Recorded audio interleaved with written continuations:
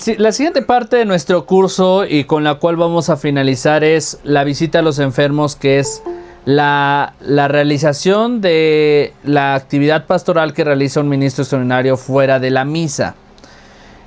Y vamos a pasar en la última parte del curso en cuáles son los abusos de la Eucaristía que se llegan a cometer en la práctica del día a día. Bueno, y comenzando con la visita a los enfermos, antes de pasar a las 5 formas de llevar la comunión a los enfermos, vamos a empezar por cuál ha sido la intención de llevarle la comunión a los enfermos o por qué surgen los ministros extraordinarios. Ya en otro curso que hay para ministros extraordinarios se ha hablado especialmente de lo que es la formación para el ministro extraordinario, que viene siendo cuál es la intención de que surjan los ministros extraordinarios. Pues los ministros extraordinarios surgen porque tienen el deber de llevarle la comunión a los enfermos cuando el sacerdote no puede, ¿sí? Esa es la intención. Entonces, la tarea indispensable del ministro es llevar la comunión a los enfermos. Por ejemplo, si tenemos a lo mejor 5 ministros en una misma comunidad, en una misma parroquia, los 5 ministros se pueden presentar a la misa con su uniforme, aunque no pasen los 5 a dar la comunión, sino nada más a lo mejor 2 o 1 que pase a ayudar al sacerdote. ¿Qué va a pasar con los otros 4 ministros? ¿Están ahí de relleno? No. Los ministros extraordinarios tienen la misión de llevar la comunión a los enfermos y a los más necesitados, ahí donde el sacerdote ya no puede llegar a ir por otras cuestiones, llámese visita pastoral, llámese porque tiene otra celebración, porque a lo mejor el padre da también clases en algún seminario, en alguna congregación, y el tiempo lo absorbe mucho, que se le complica visitar a los enfermos o ir a las comunidades más lejanas, incluso a celebrar la misa. Pues ahí puede entrar el ministro extraordinario a celebrar la liturgia de la palabra y dar la comunión a esas comunidades que están lejanas. Esa es la misión del ministro extraordinario. Por eso, fuera de la misa, es muy importante conocer las reglas litúrgicas de la celebración de la comunión. Cómo dar la comunión correctamente al enfermo, y acaban de entrar algunos cuestionamientos, como hace rato lo mencionaban nuestro hermano José, si no mal recuerdo, con respecto a qué pasa si un enfermo tiene a un hijo que está en unión libre en su misma casa, puede o no puede comulgar. Bueno, vamos a ir viendo. En la página número 56 tenemos cómo llevar la comunión al enfermo en 5 formas diferentes, y ahí va a venir cómo llevamos la comunión al enfermo de manera correcta. Y nos dice el texto: llevar la comunión a los enfermos es muy sencillo. Los pasos van a ser los mismos, lo que va a cambiar son los cantos, las oraciones y el evangelio. Sin embargo, las partes que veremos son siempre las mismas para las diferentes formas de llevar la comunión, y son las siguientes. Llevarle la comunión al enfermo va a comenzar con los ritos iniciales, palabra de Dios, comunión y el rito conclusivo. Así de sencillo. Ritos iniciales, pues es en el nombre del Padre, del Hijo y del Espíritu Santo, reconocer nuestros pecados. Después de eso pasamos a la palabra de Dios, que lo ideal sería leerle todas las lecturas de la misa y el evangelio, o bien solamente leerle el evangelio de ese día, del día domingo, o si estás visitando al enfermo en otro día en la semana, el evangelio de ese día. Y después del evangelio, dar una breve reflexión. Y si no puedes dar la reflexión, no das ninguna reflexión, te vas directamente al rito de la comunión, que como bien lo veíamos en la primera clase, comienza con el Padre Nuestro, fieles a la recomendación del Salvador, luego el rito de la paz, el Cordero de Dios, y concluimos con la distribución de la comunión, presentándole el cuerpo de Cristo, y el enfermo va a decir amén, se le da la comunión. El rito conclusivo, se hace la oración final y se hace un canto. Ahora, antes de iniciar y después de iniciar, vienen aquí algunas cuestiones que vamos a analizar en este sacramento de la visita a los enfermos. Lo ideal y que no está establecido en el esquema litúrgico de la visita a los enfermos es que el ministro extraordinario vaya en un estado de oración a visitar al enfermo. Es decir, si yo voy a salir de la parroquia y me voy a dirigir a la casa del enfermo que está a 10 cuadras, puedo ir en moto, en bici, en carro o caminando. El medio de transporte no importa. Lo que sí es muy importante es cómo llevamos el cuerpo de Cristo. Normalmente los ministros lo llevan en un relicario, pero si tenemos a más enfermos, por ejemplo 10 enfermos o hasta 15 enfermos, lo ideal sería llevarlo en un copón con un corporal para que lo vayamos agarrando. Y mientras llevemos el cuerpo de Cristo así, tenemos que tener cierto estilo de respeto hasta llegar a la casa del enfermo. Algunos ministros van cantando, van rezando. Lo ideal es que vayas en silencio y punto, ¿sí? Y a lo mejor si llegas a ir platicando con la persona que llevas de acompañante, otro ministro o algún encargado de la capilla que sabe dónde están las casas de los enfermos, lo ideal es que vayas platicando prudentemente. No es bueno que vayas hablando chismes, cosas de que fui a tal concierto y fíjate que pasó esto. Nada de eso.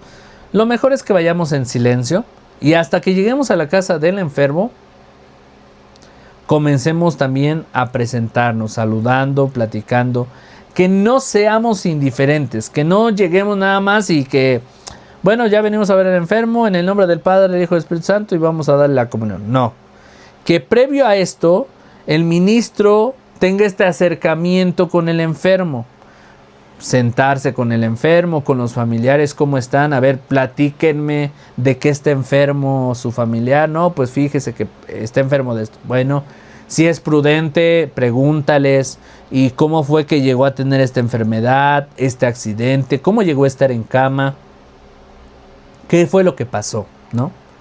Platiquen con la familia, platiquen con el enfermo. Si es oportuno y el enfermo quiere platicar con ustedes a solas, platiquen con él. A eso va uno a la visita del enfermo. Escuchamos al enfermo y aunque el enfermo nos platique sus problemas, incluso sus pecados, porque va a haber momentos donde nos digan padre o oiga madrecita, pues usted ayúdeme porque me siento mal y así, y fíjese que pasa esto con mis hijos, pero fíjese que yo cuando era joven hice esto y esto y esto, y siento mi cargo de conciencia y no me siento tranquila o no me siento tranquilo, y les van a querer platicar mucho de su vida, y nosotros podemos escuchar. Lo que no podemos hacer es dar la absolución de los pecados. Que el enfermo les diga, padre, pues confiéseme o madrecita, deme la absolución de mis pecados. No podemos hacer eso. Podemos escucharlos en este acto de secreto de confesión. Escucharlos y guardar eso y entregárselo a Dios y no dialogarlo con nadie. Y después de eso, no podemos dar la absolución, solamente le damos un consejo si es oportuno. O simplemente hacemos una oración donde pidámosle al Señor que nos conceda la gracia, que nos ayude a ser dóciles a su voluntad y ya. Pero no podemos dar la absolución. Pero sí podemos escuchar al enfermo que muchas veces le hace falta. Y después de que escuchamos al enfermo, es bueno que también conozcamos la realidad familiar. Por eso acá vienen algunos cuestionamientos que el hermano José hace rato mencionaba. ¿Qué pasa cuando tienen hijos en unión libre, etcétera? Bueno, cuando suceden estas cosas en la vida de los familiares del enfermo, hay un contexto muy amplio de las diversas situaciones que llegan a pasar. Y el proceso es el siguiente y pongan mucha atención. Nosotros no somos administradores de lo sagrado. Nosotros somos delegados del sacerdote, quien nos manda a cumplir dicha misión.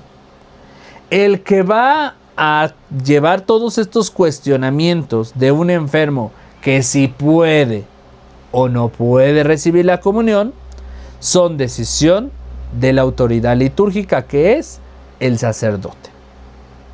Si el enfermo, aún teniendo a un hijo en unión libre en su propia casa, viviendo bajo el mismo techo, y fueron a ver al padre y ya hablaron con el padre y el padre les dijo, sí, les voy a llevar la comunión, y el padre nos indica, oye, fulanito de tal, ministro, vas a ir a darle la comunión a tal enfermo.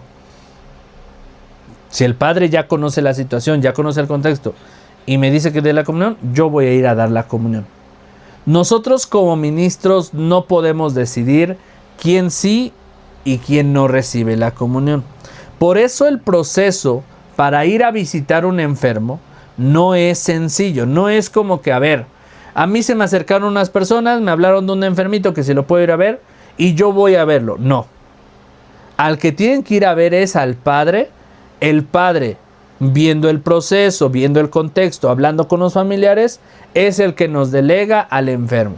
Y nos va a decir, a ver, ministro, vinieron a verme para un enfermo, ahora te voy a encargar porque está dentro de tu zona, a ti te toca visitar a este enfermo. Yo ya hablé con los familiares, ya me explicaron cómo está la situación, yo autorizo que se le lleve la comunión.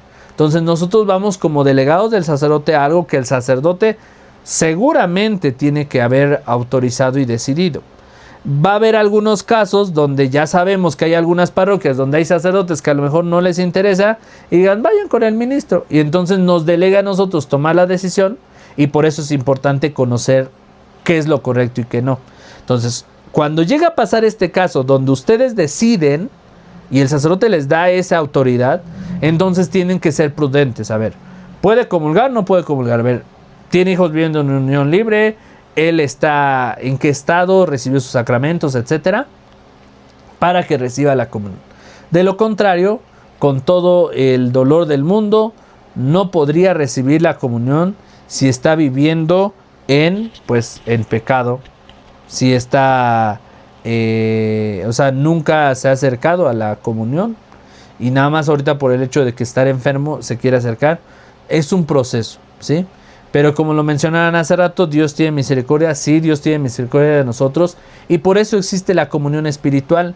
En la comunión espiritual nosotros le expresamos nuestro deseo a Dios de estar unidos a Él. Sin embargo, lo más importante será tener nuestra vida sacramental en orden. Y acá vamos a poner algunos ejemplos. Hay personas enfermas que van y a lo mejor hablan con el sacerdote y la realidad es otra. Cuando llegamos a dar la comunión, es bueno que el ministro extraordinario siempre pregunte. Ustedes siempre le tienen que preguntar o al familiar o directamente al enfermo, si todavía el enfermo está consciente y que nos puede responder, porque hay enfermos que luego no están conscientes, están conectados o ya no están conscientes de sí mismos y tienen que necesitar a un familiar que responda por ellos.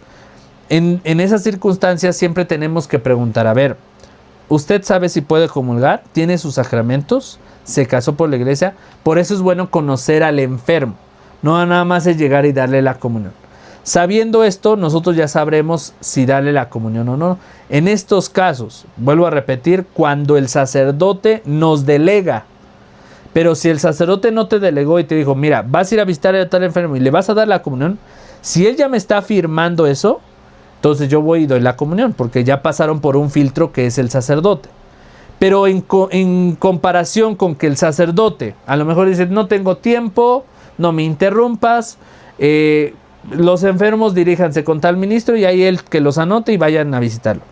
Aunque veamos esa dejadez en el sacerdote, nosotros como ministros bien preparados tenemos que acercarnos a la familia del enfermo y decir, a ver, yo quiero saber si tiene sus sacramentos.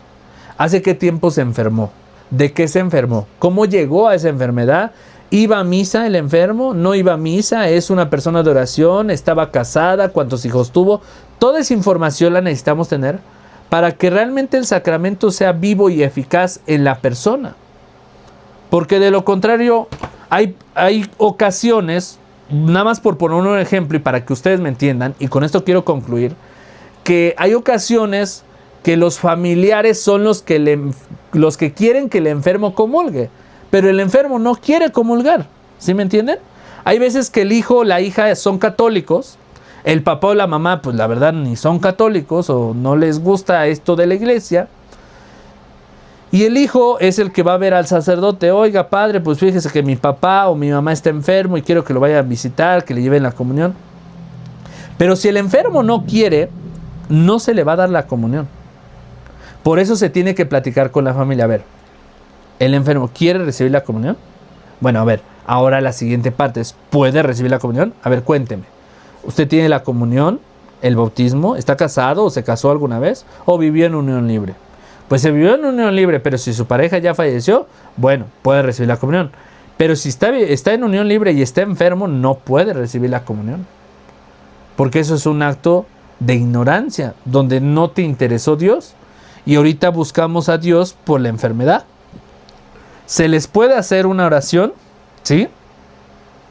Pero no se les puede dar la comunión, al menos que reciban el sacramento que necesitan. Incluso estando enfermos, estando enfermos, podrían recibir el sacramento para que pueda recibir la comunión.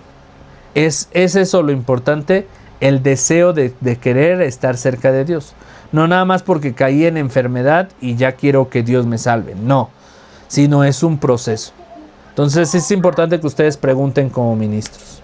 En el caso de que el párroco me delegue a mí la responsabilidad de tomar yo la decisión si llevo o no la comunión al enfermo, pero el enfermo nunca iba a misa, ahorita sí se confesó, está en gracia, pero normalmente no iba, ¿sí es conveniente que le lleve la comunión? Sí. Si ya habló con el sacerdote, ¿quién le delegó visitar a ese enfermo? ¿El sacerdote? El sacerdote. Sí.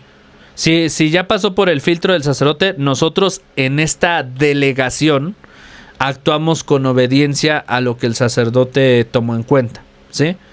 Porque hay algunos casos, por ejemplo, hay casos donde el enfermo no puede recibir la comunión porque no recibió su sacramento, no se casó por la iglesia, a lo mejor ya falleció su pareja, pero nunca fue a misa o nunca estuvo cerca de la iglesia y ahorita por cuestión de enfermedad se acercan sus familiares para que lo vayan a visitar. Ya hablaron con el sacerdote y si el sacerdote, a pesar de todo eso, considera que es mejor que lo visiten y el sacerdote me lo encarga a mí, yo lo visito. Pero si las personas, los familiares directamente se acercan conmigo, que soy ministro extraordinario, y me dicen, ¿puede ir a visitar a mi enfermo?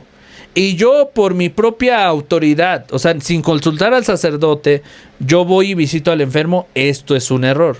No debemos de tomarnos autoridad que no nos corresponde. Al menos que el sacerdote nos diga, no, pues ahí tú decides, si se te acercan los enfermos, pues tú ve a visitarlos. Bueno, les digo porque hay estos diferentes casos.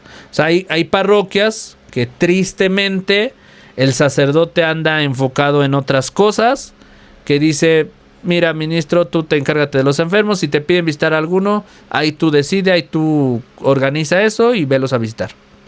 Yo te doy autorización de que saques el Santísimo del Sagrario, obviamente pidiéndole permiso a los fiscales o a los encargados, y ve a visitarlos. A veces es dejadez, pero también corre un riesgo. Imagínense, hay ministros muy buenos, pero imagínense un ministro que se infiltre y que después esté sacando las hostias del sagrario y cometiendo abusos litúrgicos, sacrilegio con el cuerpo de Cristo. Porque hay dejadez, ¿sí? Ya lo he hablado en algunos otros cursos, en algunos videos, donde yo conocí una parroquia donde el sacerdote llegó y vendió todos los objetos litúrgicos que estaban bañados en oro para, perdón que lo mencione así tal cual, para dar el enganche de su camioneta. Y no solo los de la parroquia, los de las comunidades. ¿Y saben dónde guardaba el cuerpo de Cristo? En vitroleros de vidrio, de esos redondos, donde luego se guardan, pues que las florecitas o luego los pescaditos, ¿no?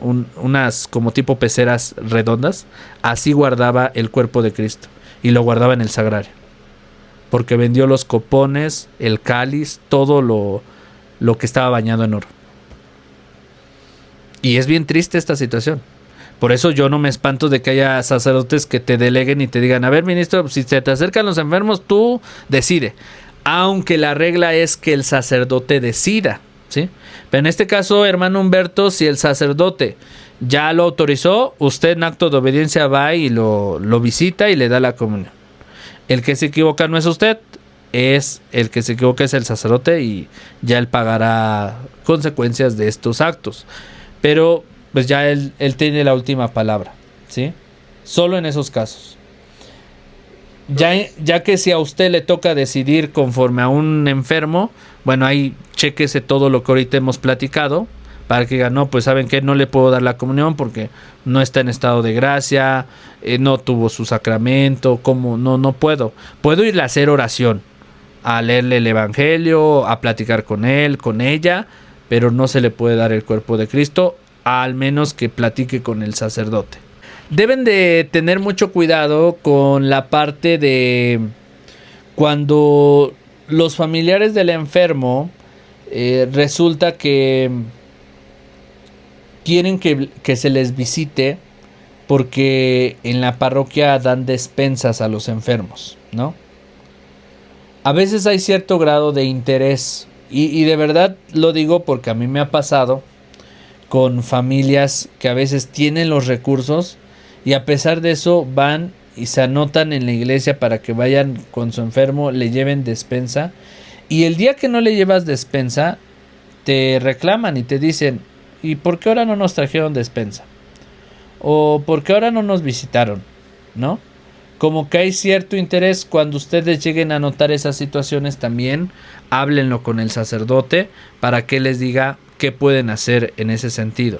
Seguirlo visitando o dejarlo de visitar, porque a veces solamente es el interés. Y ahora, otra cuestión. Hay familiares de los enfermos que quieren recibir la comunión en el mismo momento que el enfermo, ¿sí?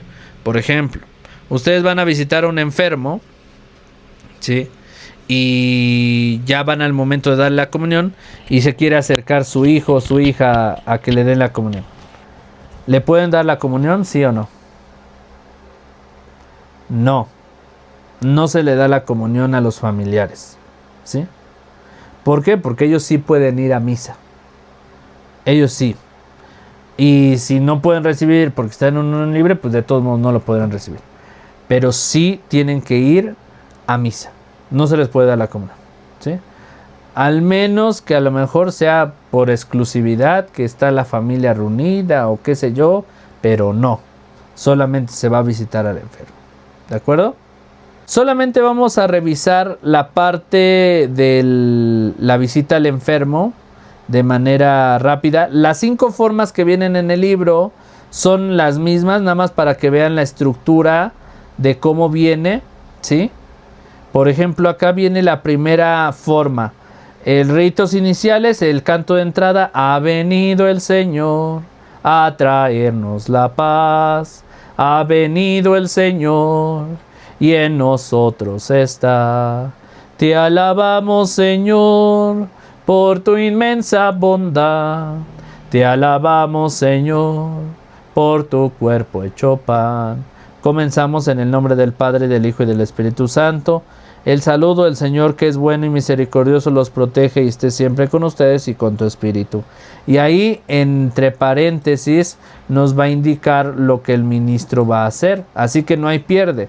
Dice, el ministro extraordinario de la comunión, con profundo respeto y adoración, se va a poner de rodillas y deposita el Santísimo Sacramento que está dentro del relicario sobre la mesita previamente dispuesta.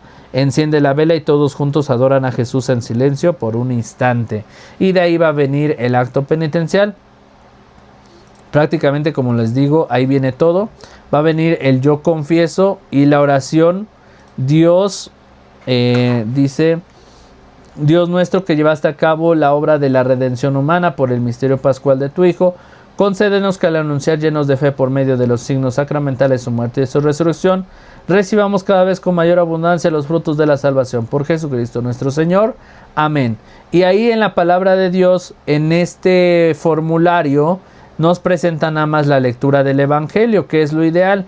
Si ustedes quieren leer todas las lecturas, pueden leer la primera, la segunda, el Salmo, la segunda lectura y la aclamación, ¿sí? Después del Evangelio, como les digo, si ustedes tienen una reflexión en torno a esto, la pueden hacer, y si no, nos pasamos directamente a lo que son las preces. Y el ministro ahí va a decir: ahora, queridos hermanos, después de haber escuchado, etcétera, decimos las preces y todos van a decir: Padre, escúchanos. Después de las preces vamos entonces a realizar lo que es el rito de la comunión.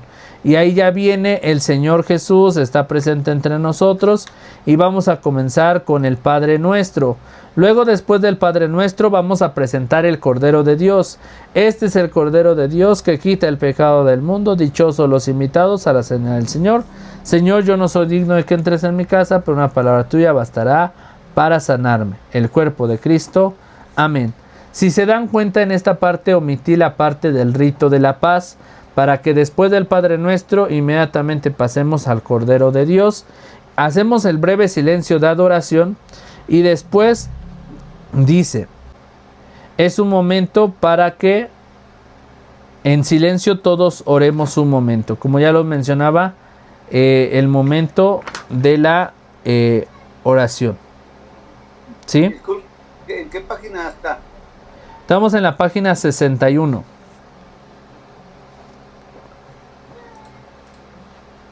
Sí, está la página. ¿Sí? Entonces, en la parte final, sí, es un momento para hacer en silencio, sin embargo, se presta el lugar, etcétera, ¿no?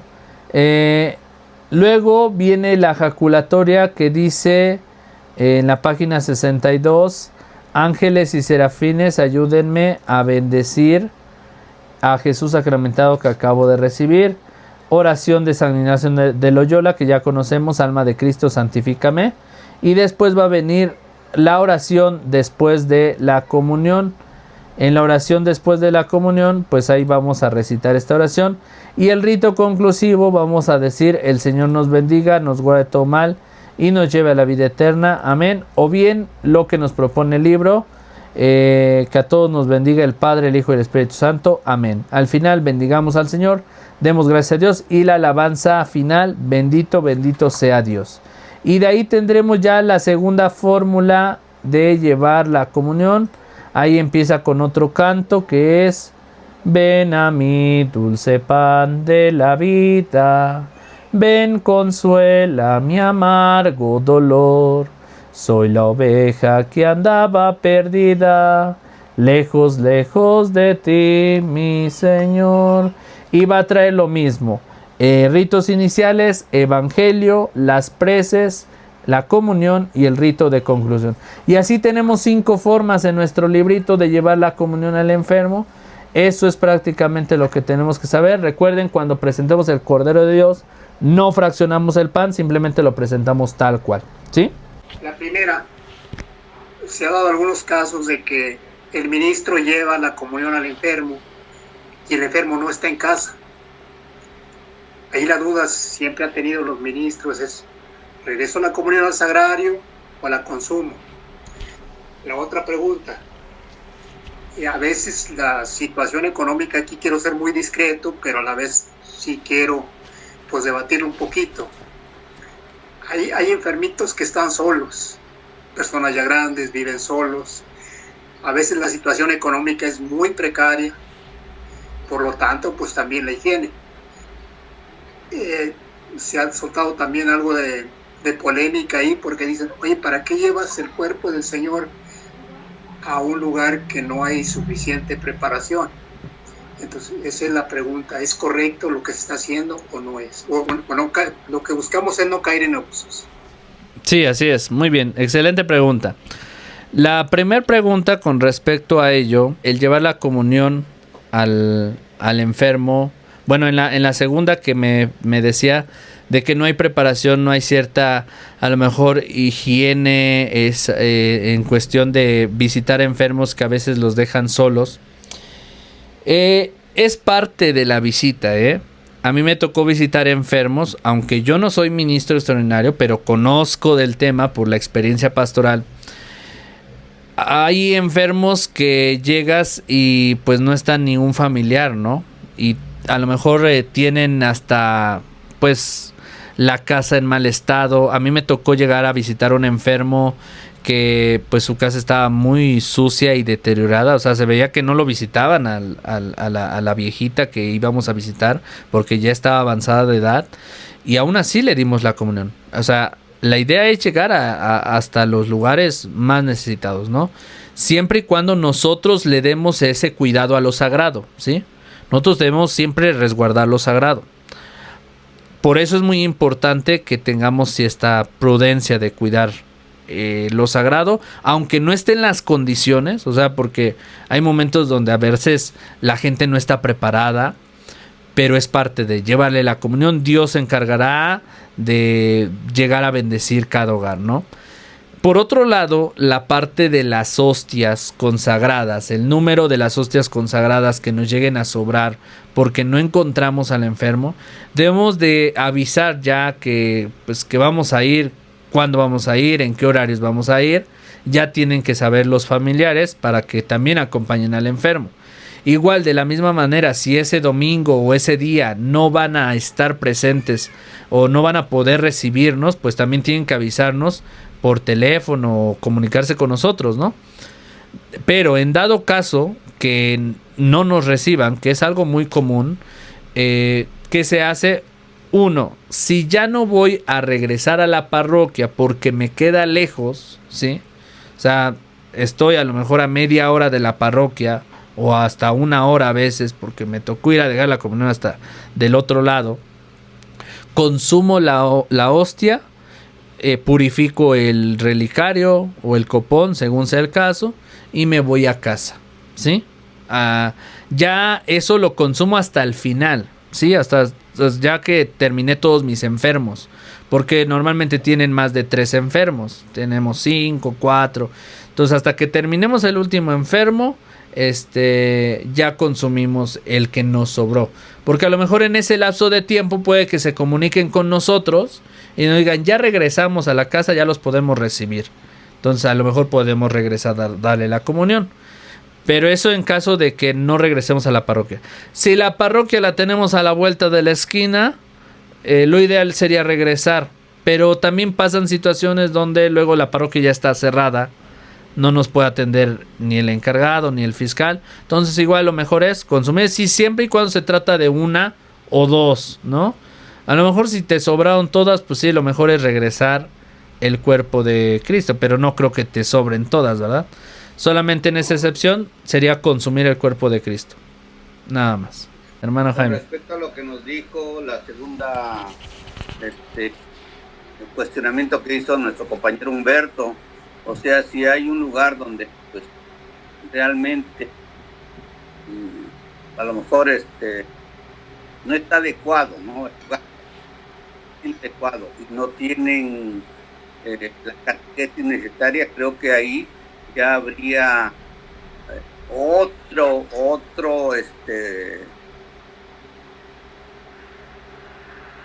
pues sería catequizar tanto al enfermo como a los familiares.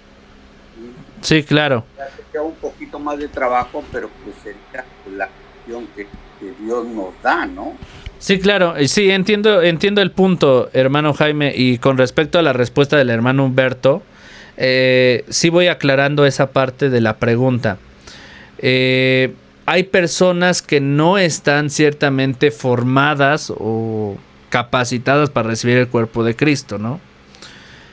Y en cierto modo yo les digo que mi consejo, recomendación es que sean ustedes prudentes. Conforme van teniendo experiencia ustedes, tienen que ser prudentes al tomar ciertas decisiones. Incluso aunque el sacerdote nos esté pidiendo que vayamos a visitar a ese enfermo, decirle, padre, ¿sabe qué? Mire, yo ya no voy a poder visitar a ese enfermo porque la verdad la familia no está catequizada, no van a misa sus familiares, ellos nada más quieren que se les dé la comunión al enfermo y a lo mejor el enfermo ni quiere recibir la comunión, ¿no? Entonces, cuando ustedes se dan cuenta que en la misma familia no hay este interés, ¿sí? Esta disposición, porque sobre todo es disposición, porque llegan ustedes y ni siquiera han preparado la mesa, la mesita con el mantel blanco, todas esas cosas, pues mejor no vayan ya a darle la comunión, cuando no hay ese interés. ¿Sí me explico? Entonces, yo creo que la pregunta es por ahí, ¿no? Cuando vemos que no hay esta capacitación o formación en las familias, lo mejor es que dejemos de llevarle la comunión, porque al final, ¿saben qué es lo que pasa? Estamos cometiendo un pecado de sacrilegio. Lo dice el Evangelio de San Mateo, que no den lo que es sagrado a los perritos. Así lo dice, que no den lo que es santo a los animalitos. Yo lo trato de decir un poquito con más respeto, ¿no? Pero Jesús lo dijo, o sea, no den lo que es sagrado a los cerdos. Así lo dijo. Entonces, imagínense, cuando nosotros tomamos lo sagrado, lo administramos y se lo damos a las personas que no lo aprovechan, mejor, prudentemente, dejémosle de llevar la comunión, ¿sí?